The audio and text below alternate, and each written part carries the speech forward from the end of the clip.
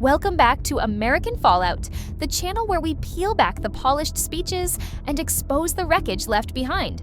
Today, we're diving into a political beatdown you've got to see to believe.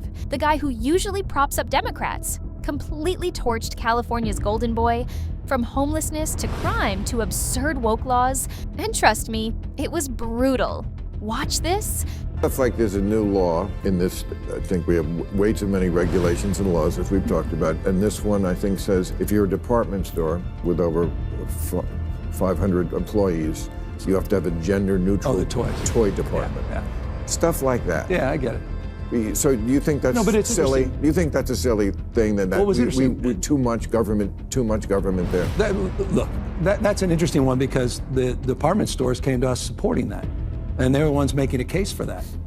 They were making a case they're already moving in that direction. Wanted you to make a law about them? Well, they supported the legislation. It wasn't legislation that was initiated from my office, but it was legislation that came up with interesting support from the industry itself. When even Bill Maher, your biggest fan, says your greatest achievement is looking like a wannabe adult film star, you know your political career is in the ICU. That's exactly what happened when Maher went scorched earth on Gavin Newsom. This wasn't a playful jab. It was a live TV roast that had the audience howling and Newsom's reputation bleeding. Max has been here 10 years. The fear, the horror, the hell is this guy? Come after me, arrest me, let's just get it over with. Tough guy, you know? I don't give a damn, but I care about my community. I care about this community. The hell are they doing? These guys need to grow up. They need to stop. And we need to push back. And I'm sorry to be so clear, but that kind of bloviating is exhausting. So Tom, arrest me. Let's go. Imagine leading one of the most powerful states in the country, only to be reduced to a meme about slick hair and Hollywood looks. Brutal. And Maher didn't stop there. He compared running California under Newsom to being Britney Spears' conservator, chaotic, messy, and doomed from the start. The message was clear. Newsom isn't the golden boy of the Democratic Party anymore. He's the guy everyone's laughing at. And here's the kicker. This was just Maher warming up. What came next shredded Newsom's entire record and left fans wondering if he's even electable beyond California's borders. I was on KBLA yesterday, with my friend Tavis Smiley. I'm an investor and a supporter of that station. And he said, who do you want for running president? I mentioned, I think you'd be good at the job. Not this year, we know.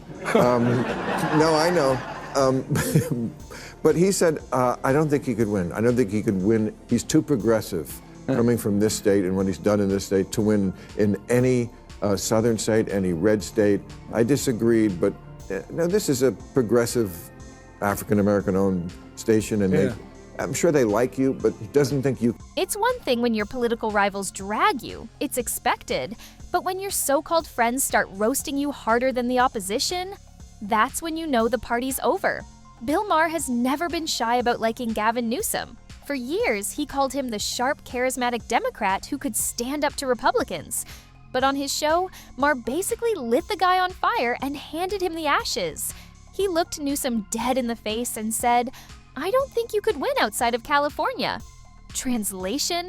Congrats, Gavin. You're the governor of Disneyland. But in the real world, you're finished. That's like your best hype man suddenly grabbing the mic to clown you in front of the crowd. And the worst part?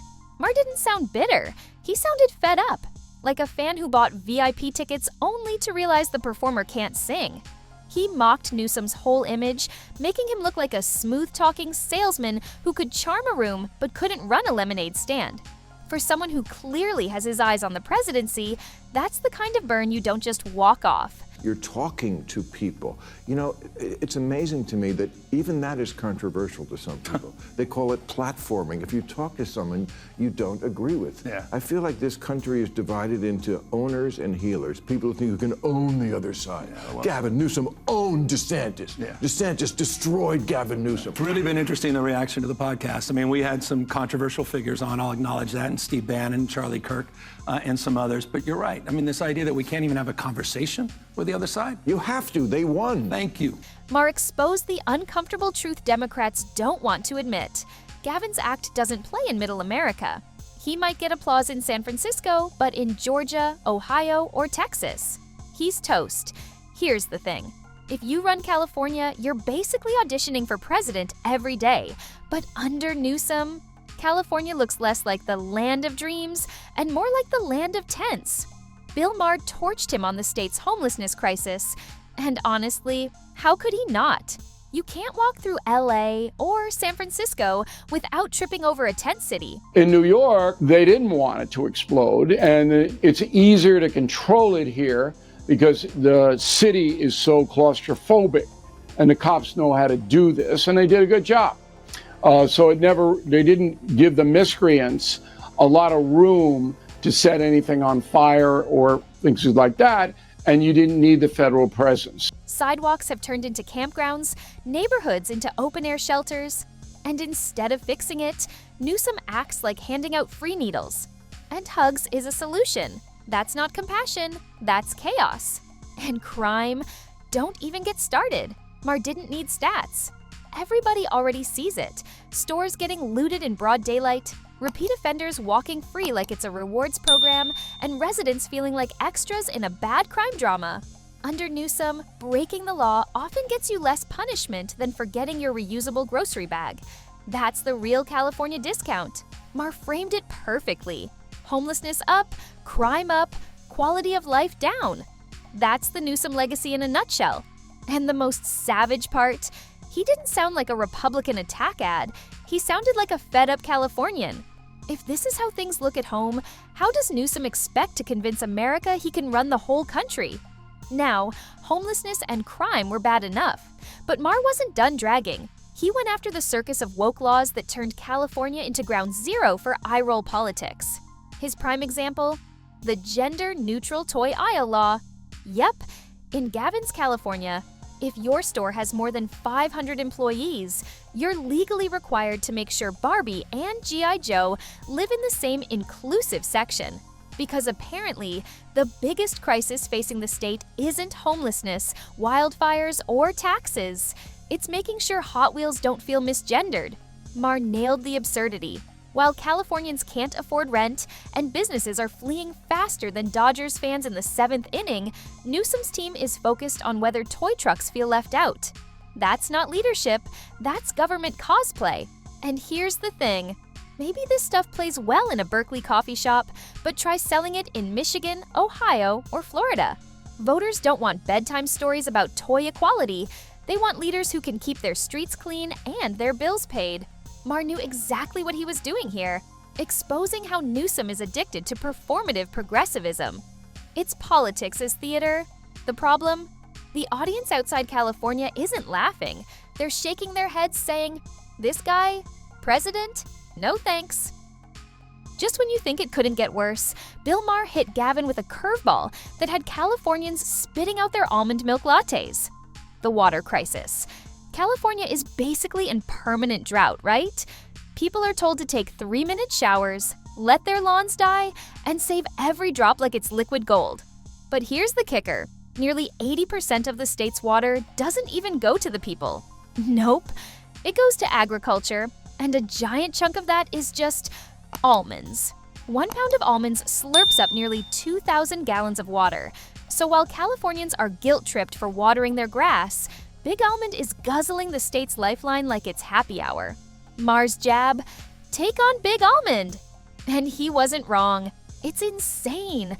California residents are rationing showers while corporate orchards are basically running swimming pools for nuts. That's not just bad optics. It's policy malpractice. And what does Newsom do?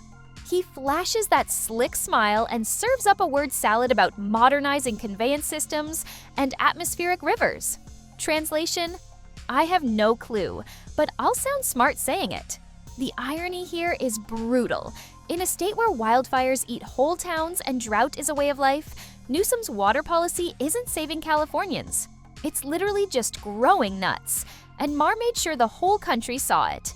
At some point, Bill Maher just came right out and said what everyone already knows. Gavin Newsom is slick.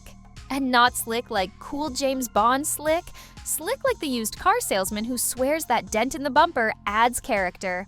He's polished, he's charming, and yeah, he can talk circles around a crowd. But when the lights cut off and the applause fades, Californians are still stuck with the same problems. Tents on sidewalks, crime in the streets, sky-high taxes, and a middle class that's packing up U-Hauls like it's a new state sport. Maar called it out plain. Newsom's gift is talking a whole lot while saying basically nothing. He'll spin long, flowery speeches about bold solutions and California values. But try pinning him down on results, and suddenly you're stuck in a maze of buzzwords. It's like buying a brand new iPhone box only to open it and find out someone replaced it with socks. The packaging is flawless. The product, useless. And here's the real danger.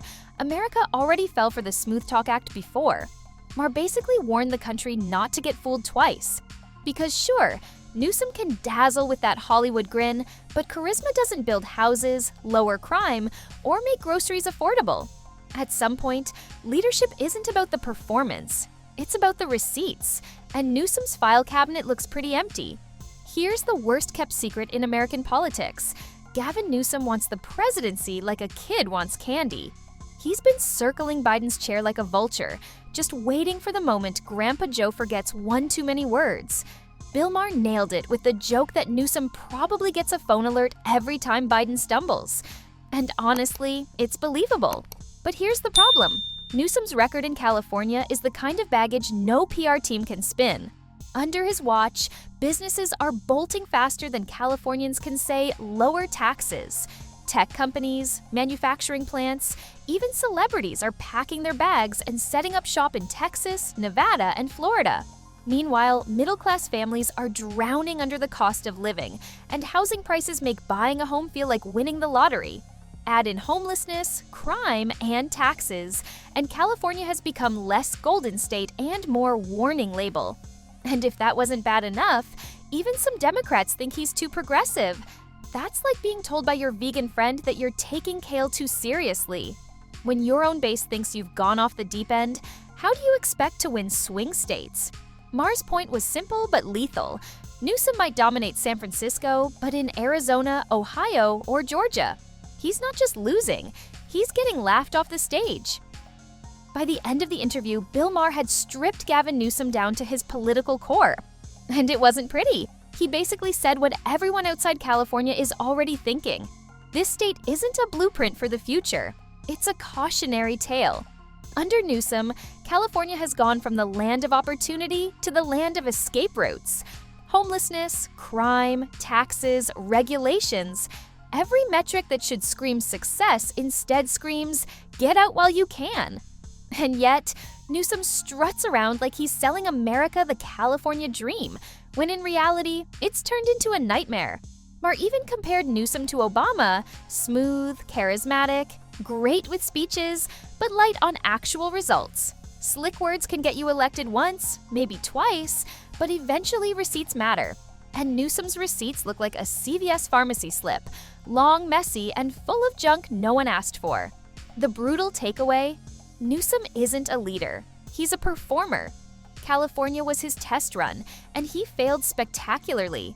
And if that's the model he wants to export to the rest of America, then Maher's warning couldn't be clearer. Don't fall for the packaging. Behind the hair gel and sound bites lies a governor who delivered decline, not progress. For Newsom, the punchline is simple. If Bill Maher, your own cheerleader, turns you into a late-night joke, your presidential ambitions are already dead on arrival.